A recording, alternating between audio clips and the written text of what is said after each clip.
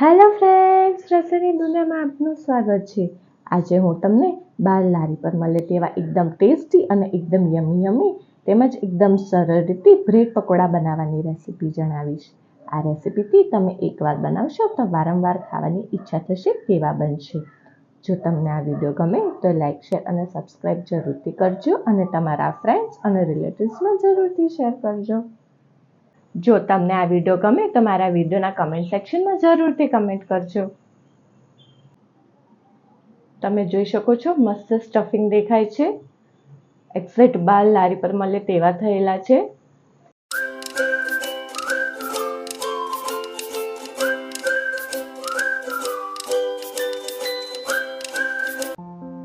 Friends, bread pakoda બનાવવા માટે થઈને આપણે એક બાઉલ લઈશું। તેમાં આપણે 1 કપ ચણાનો ઝીણો લોટ લઈશું, જે આપણે બેસન કહીએ છીએ તે લેવાનું રહેશે। તે પછી સ્વાદ અનુસાર મીઠું એડ કરીશું, અડધી ચમચી હળદર એડ કરીશું, 1 ચમચી લાલ મરચાંનો પાવડર એડ કરીશું, અડધી ચમચી ધાણા જીરું એડ કરીશું। આ બધાને હવે આપણે મિક્સ કરી દઈશું। બધું મિક્સ થઈ જાય તે પછી આપણે થોડુંક પાણી એડ કરીશું અને આનું આપણે બેટર બનાવીશું। તેને મિક્સ કરીશું। બહુ પતલું ન થઈ જાય તે વાતનું ખાસ ધ્યાન રાખવાનું રહેશે। તમે જોઈ શકો છો આવી રીતનું બેટર બનાવવાનું રહેશે।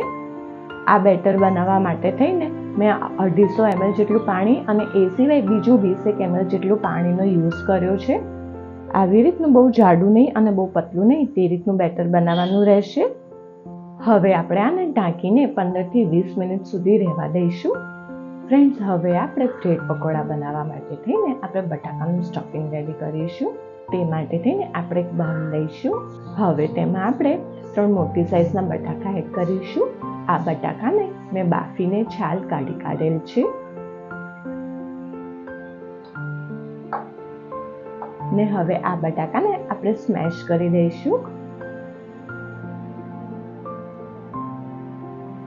આ બધા બટાકાને સ્મેશ કરી દીધેલા છે। વજનમાં જોઈએ તો 300 થી 350 ગ્રામ જેટલા બટાકા થશે। હવે આપણે વઘાર કરીશું। વઘાર કરવા માટે થઈને આપણે એક પેન લઈશું। તેમાં આપણે 2 ચમચી તેલ એડ કરીશું। તેલ ગરમ થાય એટલે 1/4 ચમચી હિંગ એડ કરીશું। ચપટી અજમો એડ કરીશું, જેથી આપણે જે બ્રેડ પકોડા ખાઈએ તો બટાકા આપણને ઇઝીલી પચી જાય તે માટે થઈને। ગેસને હવે આપણે એકદમ ધીમો કરી દઈશું અને 2 સમારેલા લીલા મરચાં એડ કરીશું। 1 ચમચી જેટલા ખાંડેલા ધાણા એડ કરીશું। ધાણાનો ટેસ્ટ આમાં ખૂબ જ સરસ લાગતો હોય છે તે માટે થઈને 1 ચમચી આદુ એડ કરીશું ને હવે આ બધાને આપણે 20 થી 30 સેકન્ડ જેટલું સાંતળીશું। બધું સંતળાઈ જાય તે પછી આપણે અડધી ચમચી હળદર, 1 ચમચી લાલ મરચું એડ કરીશું, અડધી ચમચી ધાણા જીરું એડ કરીશું, અડધી ચમચી ગરમ મસાલો એડ કરીશું। આ બધાને મિક્સ કરીશું। આ બધો મસાલો બળી ન જાય તે માટે થઈને થોડુંક પાણી એડ કરીશું।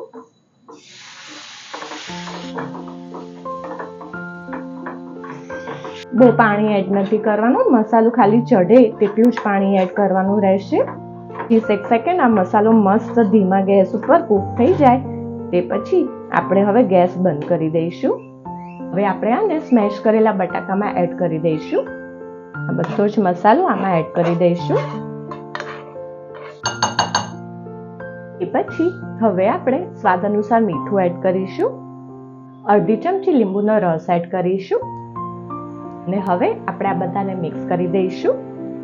ફ્રેન્ડ્સ, આપણું બ્રેડ પકોડા બનાવવા માટે થઈને સ્ટફિંગ એકદમ હવે રેડી થઈ જશે। આપણે આ બધો મસાલો મિક્સ થઈ જાય તે પછી થોડાક ધાણા એડ કરીશું અને તેને પણ મિક્સ કરી દઈશું।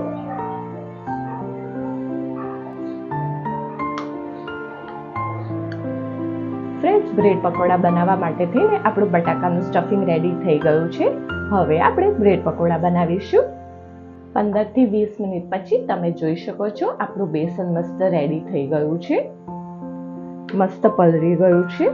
હવે આપણે આને 2 થી 3 મિનિટ સુધી આવી રીતે ફેંટીશું. એક જ ડિરેક્શનમાં આવી રીતે 2 થી 3 મિનિટ સુધી ફેંટવાનું રહેશે. તમે આ બેસનને જેટલું ફેંટશો એટલે જ તમારા બ્રેડ પકોડા એકદમ ફૂલશે અને એકદમ સોફ્ટ થશે. ફ્રેન્ડ્સ, તો આપણે બેટર મસ્ત ફેંટી લીધું છે. તમે જોઈ શકો છો આવી રીતનું બેટર કરવાનું રહેશે. હવે આપણે બ્રેડ પકોડા બનાવીશું. ફ્રેન્ડ્સ, બ્રેડ પકોડા બનાવવા માટે થઈને આપણે 2 બ્રેડ લઈશું. આ બંને બ્રેડ ઉપર આપણે કોથમીરની ચટણી લગાવી દઈશું. તમે એક બ્રેડ ઉપર કોથમીરની ચટણી અને એક બ્રેડ ઉપર કેચઅપ પણ લગાવી શકો છો. એક બ્રેડ ઉપર કોથમીરની ચટણી લગાવી દીધા બાદ બીજી બ્રેડ ઉપર કેચઅપ લગાવવાનો રહેશે, અથવા તો બીજી બ્રેડ ઉપર પણ તમે કોથમીરની ચટણી લગાવી શકો છો. કેચઅપ લગાવી દીધા બાદ આપણે જે આ બટાકાનું સ્ટફિંગ જે રેડી કરેલું તે હવે આપણે આ બ્રેડ ઉપર એડ કરીશું. આવી રીતનું લેવાનું રહેશે અને હવે આપણે આને સ્પ્રેડ કરી દઈશું. આવી રીતનું બટાકાનું સ્ટફિંગ એડ થઈ જાય તે પછી આપણે આ જે બીજી જે બ્રેડ છે તેને આવી રીતે કરી દઈશું. આપણું બટાકાનું સ્ટફિંગ એડ થઈ જાય તે પછી બ્રેડને આપણે ક્રોસમાં કટ કરી દઈશું. આમ કરીને આમ કટ કરી દેવાનું રહેશે. હવે આપણે આના છૂટા પાડી દઈશું. હવે આપણે આને જે બેસનનું જે બેટર બનાવ્યું હતું એમાં હવે આપણે આને ડીપ કરીશું. તેમાં આપણે આ જે બ્રેડ છે તેને આવી રીતના ડીપ કરીશું. પહેલા આ બાજુ, પછી આ બાજુ, પછી આ બાજુ અને પછી આમ બંને બાજુ ડીપ કરવાનું રહેશે. અને તે પછી આપણે આમ કરીને નિતારીને બહાર કાઢી લઈશું. અને આપણું જે આ તેલ જે ગરમ થઈ ગયું છે તેમાં એડ કરી દઈશું. લો ટુ મીડિયમ ફ્લેમ ઉપર આને હવે આપણે થવા દઈશું. એક બાજુ થઈ જાય એટલે હવે આપણે બીજી બાજુ ફેરવીશું.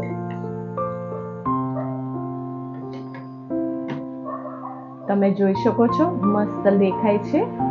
આપણે લાઇટ બ્રાઉન કલર ના થાય ત્યાં સુધી આપણે તેને તળવાના રહેશે. આપણે બંને બાજુ મસ્ત થઈ ગયા છે. આપણા બ્રેડ પકોડા બંને બાજુ મસ્ત તળાઈ ગયા છે. આવી રીતના બ્રાઉન કલરના કરવાના રહેશે.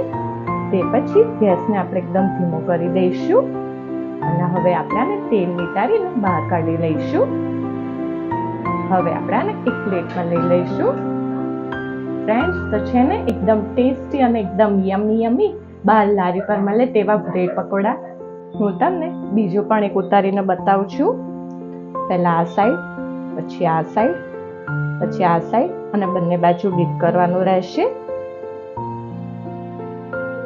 તે પછી આવી રીતનું બેસન નીતરીને આમાં એડ કરી દેવાનું રહેશે. હવે આપણે લો ટુ મીડિયમ ફ્લેમ પર તળવાનું રહેશે. ફ્રેન્ડ્સ, બંને બાજુ લાઇટ બ્રાઉન કલર ના થઈ જાય તે પછી આપણે હવે આને તેલ નીતારીને બહાર કાઢી લઈશું. ને હવે આપણે આને એક પ્લેટમાં મૂકી દઈશું.